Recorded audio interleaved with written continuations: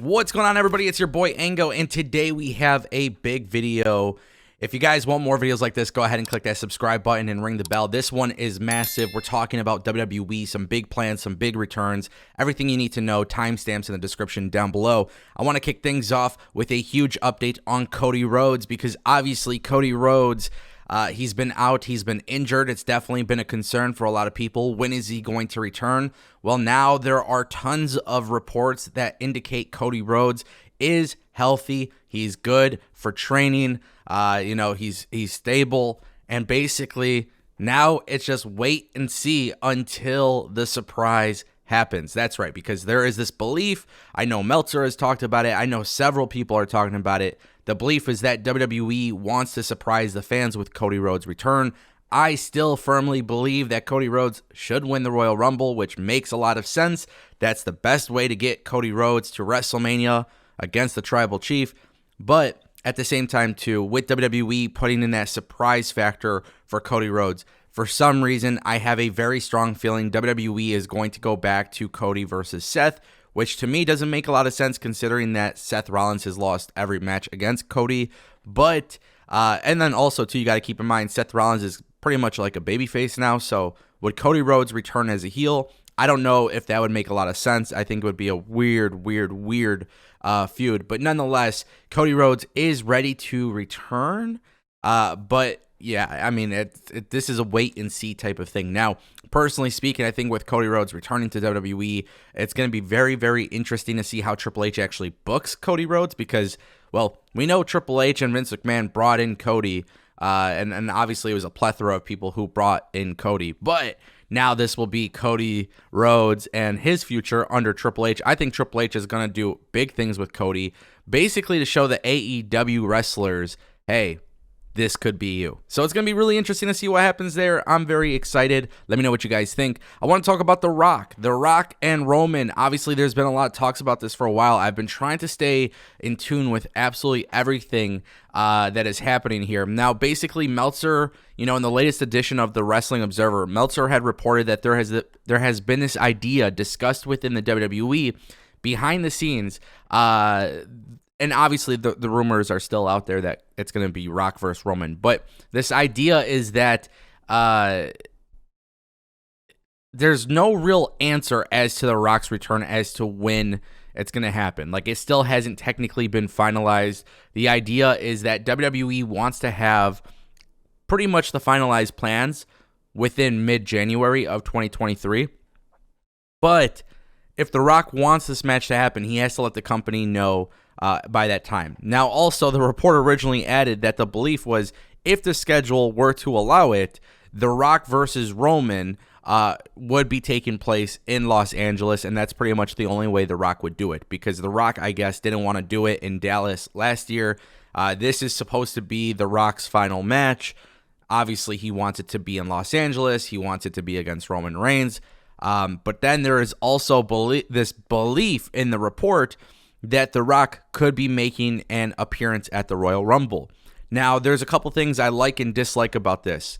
Can he show up at the pay-per-view? Yes. Should The Rock be a special entrant or a surprise entrant in the Royal Rumble? Absolutely 1,000,000% not. Should not happen. There is no circumstance in which I think you need to have The Rock win the Royal Rumble to go on to face Roman Reigns.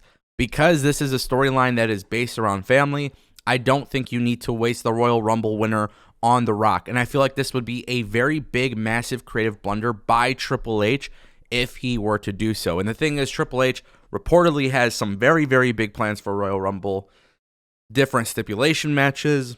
I mean, there's a lot that is being said about it. WWE wants The Rock to return at Royal Rumble to help set up Roman Reigns' match. He doesn't need to show up at the physical Royal Rumble match. You can have Kevin Owens versus Roman Reigns. Kevin Owens can lose. The Rock can show up, go face-to-face with Roman, do some sort of, something that turns this into a storyline. And then Elimination Chamber, you can have Sami Zayn versus Roman Reigns. Sami Zayn can lose to Roman Reigns. And then you can have Kevin Owens and Sami Zayn go on to WrestleMania, compete against the Usos, The Rock against Roman, and then we would begin to see the downfall of the Bloodline. This video is brought to you by our good friends at Ridge Wallet. This holiday season, Ridge Wallet is hooking up the Ango Army with up to 40% off if you use the link ridge.com/Ango. Now, if you've been following this channel for a while, you know why I love Ridge Wallet. It's clean, sleek, sexy, and of course, the money clip. Yes, that's right, I love the money clip, but what I really love most about the Ridge Wallet is the fact that I can easily access my cards and I don't have to get lost in a big, dirty leather wallet for no reason. The last thing I want to do is hold up the lines when I am holiday shopping this season. I want to be able to grab my cards, tap and go, and get out as soon as possible. Now, Ridge Wallet offers these types of wallets in 30 different colors and styles, and guys, I'm not the only person who loves this thing. There's over 50,000 reviews, and Ridge says if you don't like it, well, you get up to 99 days to test drive it, and if not, you can go get your money back. And by the way, this titanium green, I do know that if anything happens to it, I got lifetime warranty, so I feel pretty protected with my purchases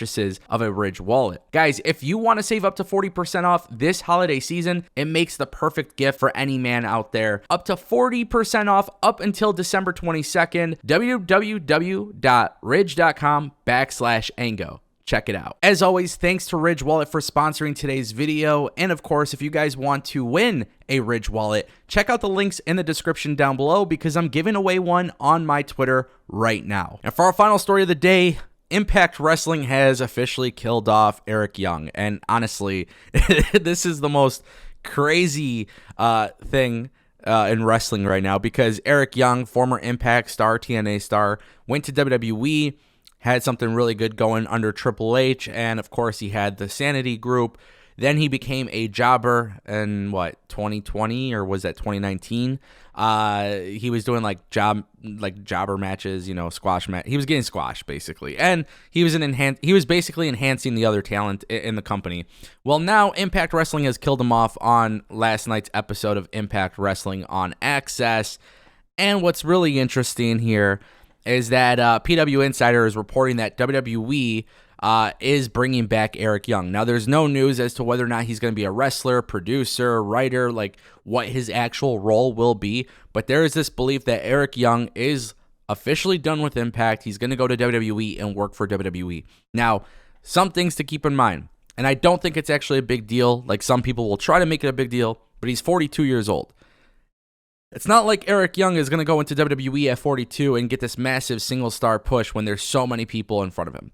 But I believe that Triple H is righting the wrongs that Vince McMahon had created previously, and I think by Triple H bringing him in, there's a couple ways he can utilize him. Personally, I think Eric Young would make a lot of sense as a producer in WWE, but I can see WWE at this time where they're building factions and doing all of these different things. I could see Sanity making a return, or some sort of variation of Sanity making its return. Now, the reason why I bring this up is because Nikki Cross recently transitioned from Nikki ASH back to Nikki Cross. We see her with her heel persona. She's technically not part of Damage Control, but she's aligned with Damage Control. But really, she's just crazy and does things for herself. They are starting to make people interested in Nikki Cross. Maybe Eric Young being by her side can be a big deal. Also, I like the potential idea of, Eric Young and Nikki Cross versus Bray Wyatt and Alexa Bliss. Don't know if that would be a priority. I don't know if that would be a big deal right off the rip, but that is something I feel like WWE can do if they want to, because WWE at this point is kind of doing faction wars. Really, it's what it comes down to. We're seeing all these groups go after each other: Legado del Fantasma, Hit Row, the Viking Raiders, or whatever they're called. The Bloodline. There's just so many things. The Judgment Day. I don't know if WWE could bring back Sanity in a complete way, but there's a lot of feuds they can do. So, nonetheless, Eric Young is coming back to WWE. I'm excited about it. I think he's a great talent, and I think, again, Triple H righting the wrongs of Vince McMahon is a really good thing. Now, with that being said, I don't want WWE to just not push a whole bunch of people just because Eric Young is coming back in, if that makes sense. But let me know what you guys think in the comment section down below.